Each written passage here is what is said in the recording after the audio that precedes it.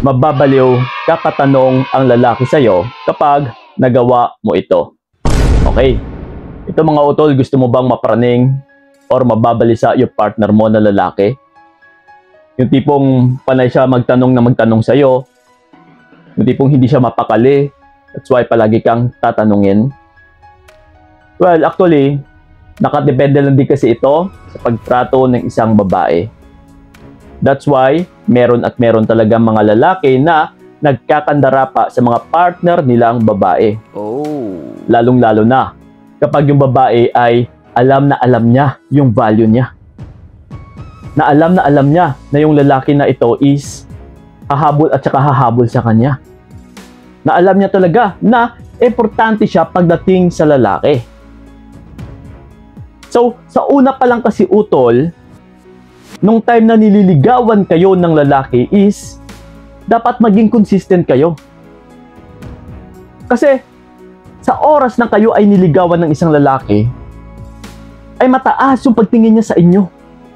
That's why nililigawan ka, that's why sinusuyo ka. Yes, mataas talaga yung pagtingin ng lalaki sa'yo. So dapat maging consistent ka doon na mataas talaga yung pagtingin niya dapat sa'yo. Sa pamamagitan din ng pagtrato mo sa kanya. Sa pamamagitan din ng pagpapakilala mo ng buong sarili mo sa kanya. Kasi kung sa umpisa, halimbawa na lang mataas yung pagtingin ng lalaki sa'yo na habang nililigawan ka, and then eventually, nung time na naging kayo na is, ikaw mismo, pinapakita mo rin na wala kang respeto sa iyong sarili, na ikaw pa itong naghahabol, ikaw pa itong humihingi ng sorry, kahit siya pa itong nakagawa ng kasalanan, then talagang bababa at bababa yung pagtingin ng lalaki sa'yo. Na kahit sa umpisa is mataas sana yung pagtingin niya sa'yo. So then bababa at saka bababa talaga ito utol. So, kaya kung minsan may mga babae talaga na pinagkakandarapaan ng mga lalaki sa simula ng relationship nila, habang nililigawan, and then until now, patay na patay pa rin yung lalaki. So ano kaya yung meron sa babaeng yan? So kagaya kanina sa nabanggit ko, which is about sa pagtatrato. Depende sa pagtrato mo. Na kung pinapakita mo sa kanya na mababa ka klaseng babae, then talagang bababa yung pagtingin niya sa'yo. So that's why hinahabol-habol sila ng lalaki until now, since then, na nung time na nanliligaw yung isang lalaki is mataas yung pagtingin nila, until now is hindi nawawala dahil mini-maintain ng babaeng yun. Yung level na yun utol. Na dapat is respetuhin at saka respetuhin pa rin siya ng lalaki. Na dapat ay ganun pa rin yung pagtingin ng lalaki sa kanya. Sa pamamagitan din na hindi niya binababa yung kanyang sarili.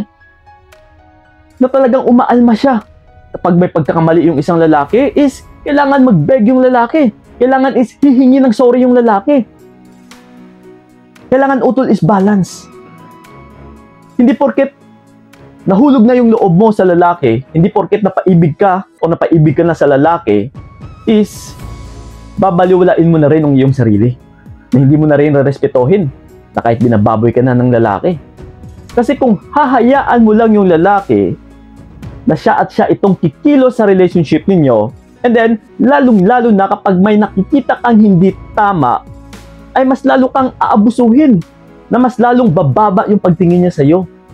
Pero kapag may nakikita kang pagkakamali na hindi na tama, and then sinusuway mo siya, is talagang ma-maintain yung pagtingin niya sa'yo na mataas pa rin.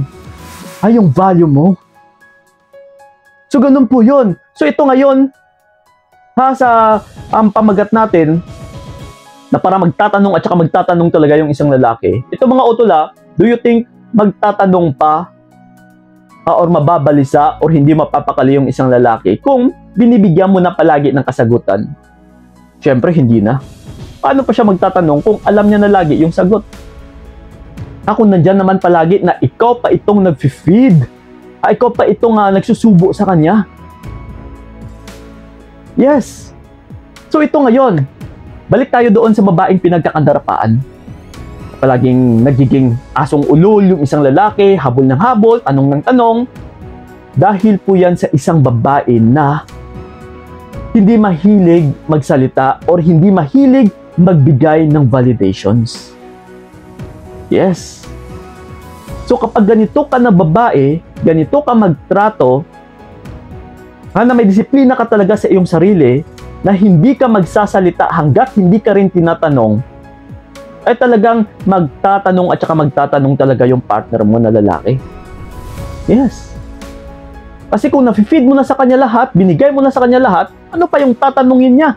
Di ba? Simple logic lang. Paano siya magtatanong kung ikaw mismo is binigay mo na sa kanya lahat ng kasagutan? Ano pa yung aalamin niya sa'yo? Wala. So, pero kapag ikaw is naging mysterious, tandaan nyo yung salitang yon. Kung ikaw ay nagiging mysterious or laging mysterious sa relationship ninyo, talagang pagkakandarapaan ka ng partner mo. Na yun po, yung pinakasusi ng ibang babae. That's why, palagi silang hinahabol-habol ng lalaki. That's why na-o-obsess sa kanila yung mga lalaki. Dahil sa pamamaraan na ito, dahil sa strategy na ito. Kung minsan, hindi ito technique na ginagawa ng isang babae, kundi may sadya talaga na babae na ganito yung ugali niya, na hindi mahilig magsalita, na hindi mahilig mag-feed na mag-feed ng kasagutan about sa kanya. So kung wala kasing alam yung lalaki, talaga magtatanong yan. O babe, kamusta ka dyan? O babe, saan ka na? Babe, anong ginagawa mo dyan? Yes. Imagine ninyo yung utol sa isang relasyon, na kung wala kang sinasabi, talagang magtatanong at saka magtatanong yung isang lalaki. Halimbawa, binabaliwala ka rin niya. So ngayon, ikaw mismo is wala ka rin kasagutan na binibigay sa kanya. Naging mysterious ka lang or hindi ka mababasa or hindi niya mababasa yung bawat kilos mo. Talagang magtataka po yun. Maku-curious po yun. That's why isa din po sa tinuturo natin yung mag-no contact, kasi isa po yun na gawain din ng pagiging mysterious, na mag-no contact ka. Ibig sabihin, wala siyang malalaman or wala siyang masasagap na balita tungkol sa'yo. So once na maging mysterious ka, once na wala siyang malalaman, ay talagang manghahagilap po yan. Makikibalita pa yan. That's why kung minsan magtataka ka na, uy, paano niya kaya nalaman? Yung pala ay nagtanong na sa kapitbahay mo diyang chismosa, nagtanong na dyan sa mga kaibigan mo, sa mga best friends mo, na traidor din. Oh no! Or sa mga kamag-anak mo. So kaya, kung minsan magtataka ka talaga, uy, paano niya kaya nalaman na nandito ako? Paano niya kaya nalaman na hinahanap-hanap ko siya? Paano niya kaya nalaman na naghihintay pa ako sa kanya? Yes. Once na ikaw din mismo is makuda. Na pinagkakalat mo yung about sa inyo, nahiwalay na kami, pero namimiss ko siya. Yes, utol. Posible at posible talaga na makakarating pa yon sa kanya. So that's why, hanggat maaari is itikom ang bibig. Okay? Magpakatatag, mag-focus sa sarili, mag-focus sa trabaho, mag-focus sa araw-araw na mga gawain.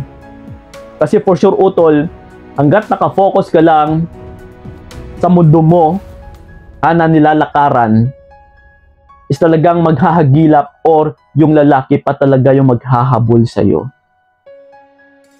Huwag kang tumayo or huwag mong lakarin yung mundo nila, kundi lakarin mo yung sarili mong mundo. Iyak utol. Mababalisa, mapaparaning, or hindi mapapakali yung isang lalaki sa'yo. Yes. And then, yung isa pang epekto nito, the more na magpo-focus ka sa iyong sarili, wala pong mawawala or hindi ka po mapapahamak. Kundi, mas ikabubuti pa ng iyong sarili. Kasi, wala kang ibang binibigyan ng tuon, kundi yung sarili mong buhay. Yes. Okay? Yun po mga utol. Sana yung nakatulong yung video na ito. And then sa mga gusto kong makausap one-on-one, puntahan nyo po yung aking FB page na Payong Kaibigan ni Kiko, PMS K. And then, huwag nyo rin kalimutan na i-follow nyo ako doon. Yun po. Maraming salamat talaga. So, ingat kayo. God bless and babush! Binigay ko lahat para wala kang masabi, kaya nga hindi ko